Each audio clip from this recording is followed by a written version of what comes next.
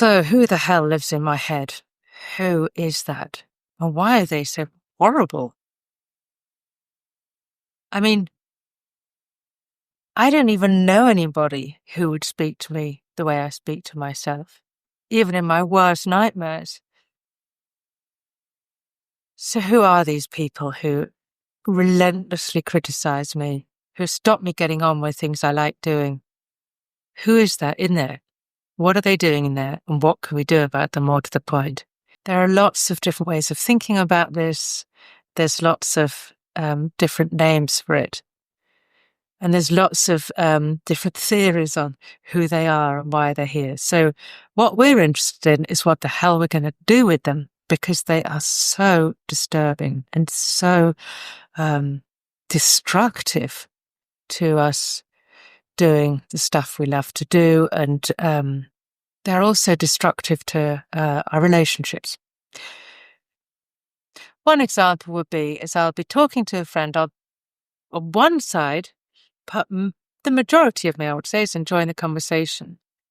The other side of me is thinking, oh God, I wish I'd had that kind of career or something like that. It'll be some comparison with this person where I fall very short.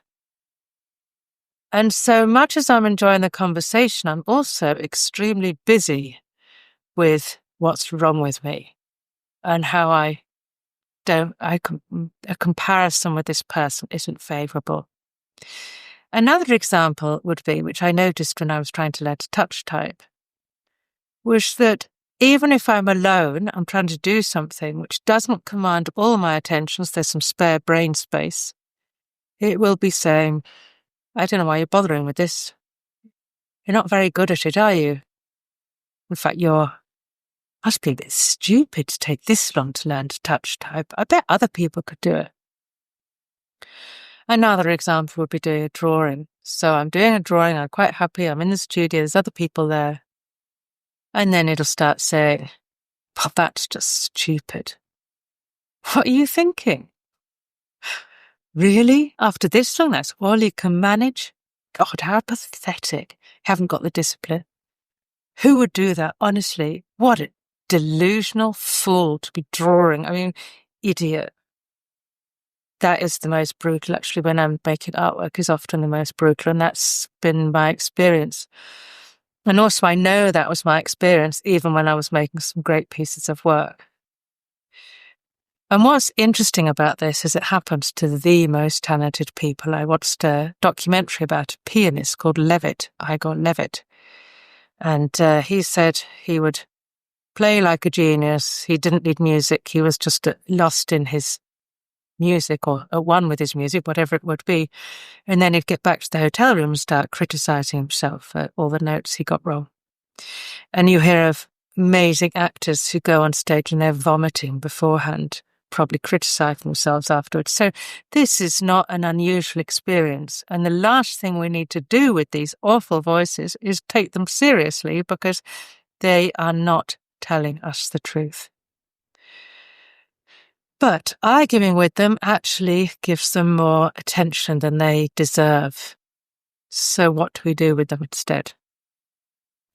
We do a classic Sedona Method process on them, which is,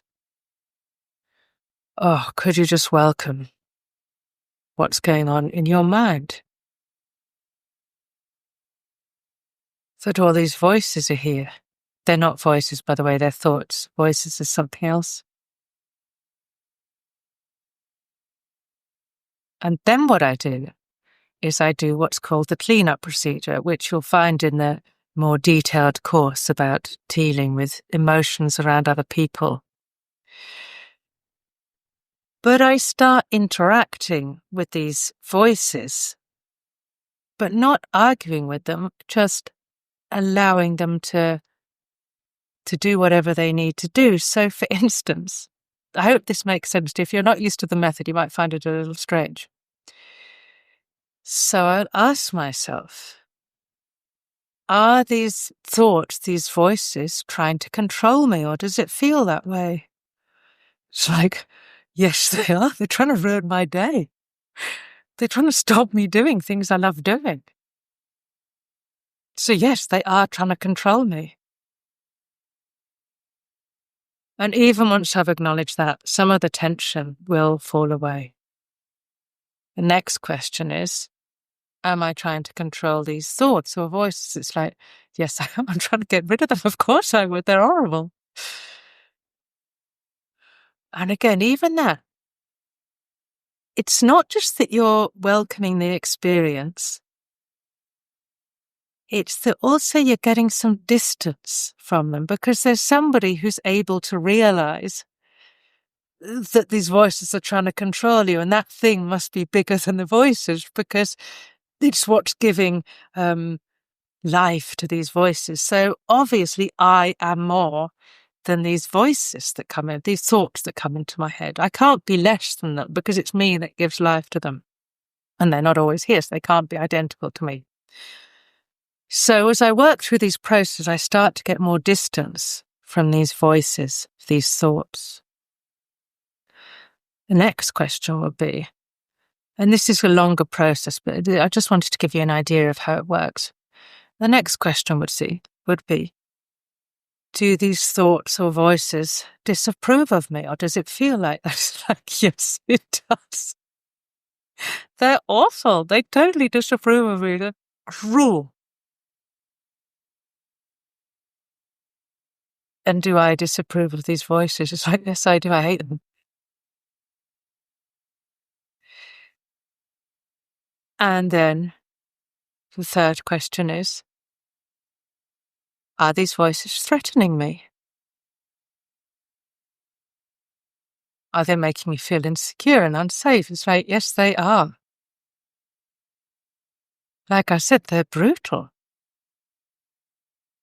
That's brought a shiver through my body, even asking myself that question.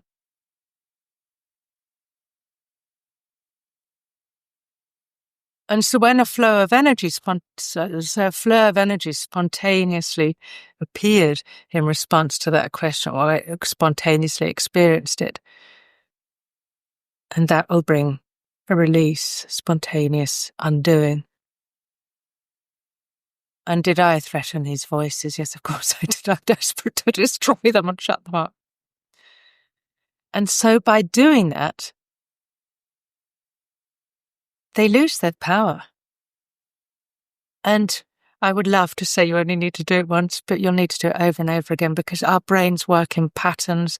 They're repetitive. You might have noticed how boring they are. And so they do work in patterns and they will produce the same thoughts over and over and over again because they're actually very boring, these parts of our mind. I mean, really boring, actually. If I had to listen to it, God.